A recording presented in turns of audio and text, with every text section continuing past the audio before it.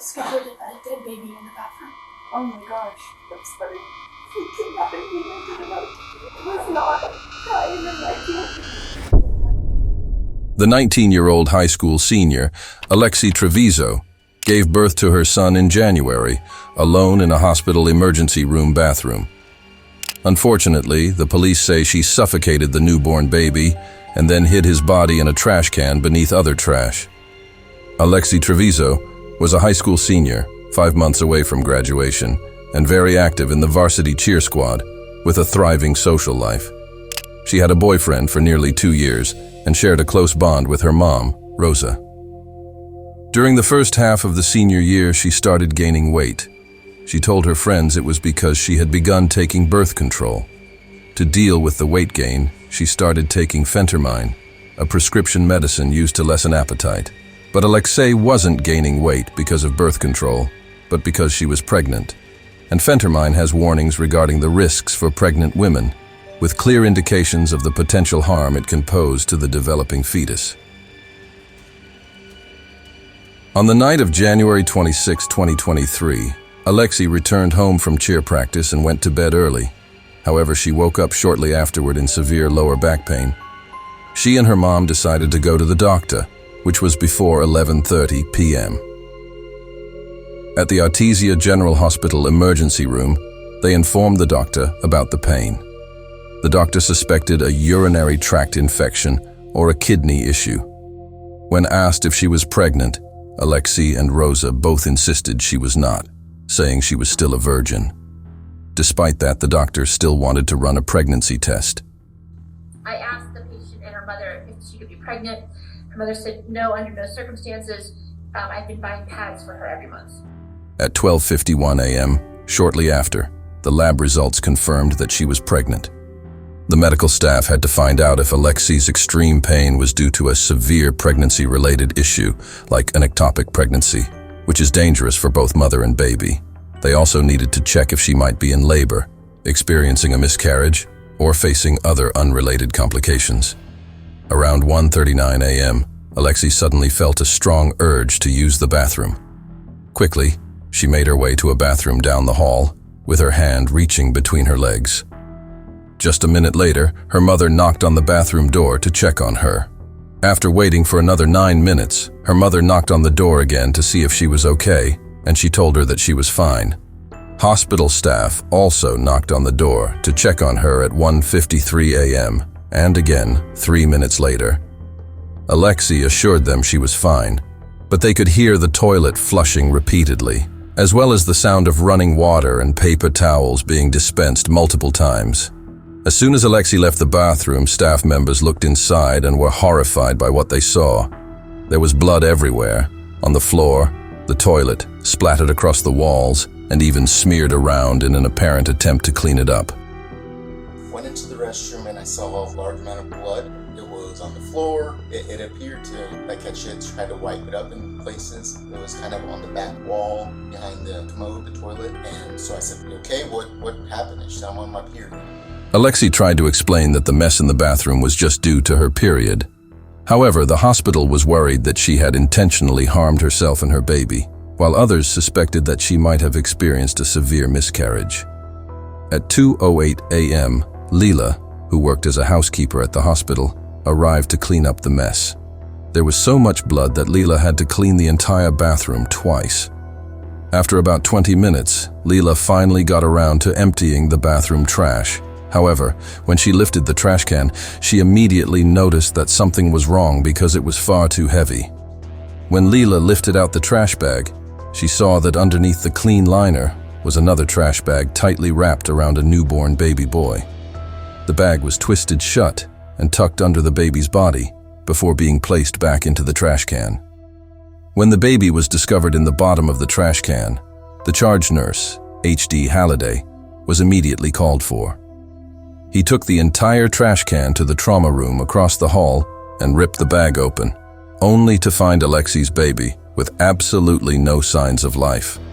The baby boy was not breathing or moving at all, and his umbilical cord appeared to be shredded, as if it had been torn apart.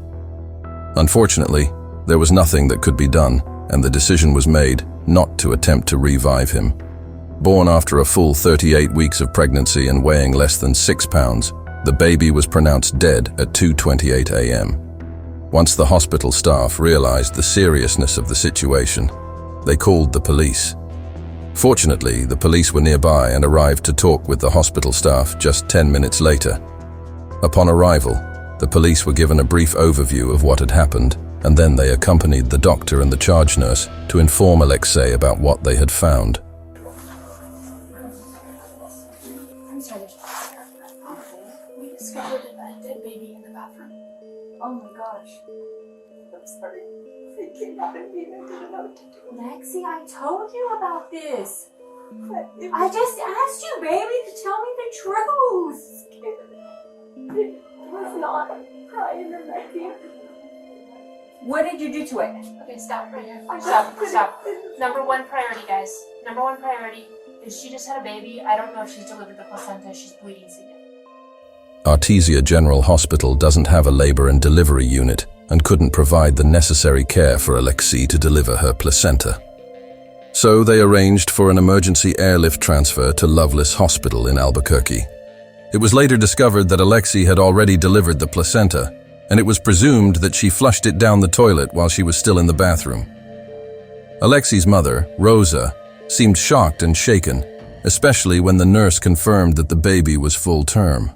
However, by seeing some snippets of Alexee when she was pregnant, it's odd to think that no one noticed her. Look at these.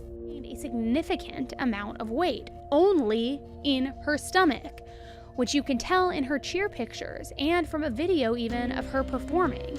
And not one person noticed this. At 4:30 a.m., Alexee was allowed to leave the hospital. She was informed that she was no longer being detained and that detectives would be contacting her in the future. Initially, Alexee returned to her regular life. She went back to school, and friends noted that both Alexee and Devon were acting as if nothing had happened. They even attended prom just 12 weeks after the death of their baby. An autopsy was performed on the baby boy, who was later referred to as Alex Firo.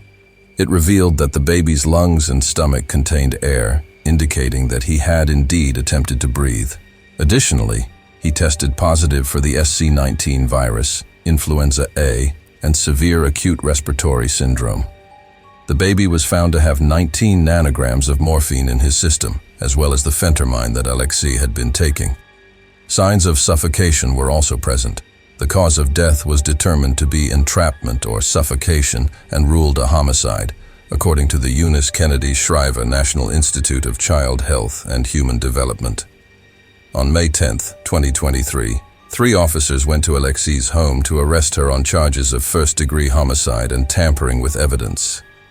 When Alexee was arrested, her mom asked the police to keep her separated from others because of potential harm if they found out about what Alexee did or what people thought she did.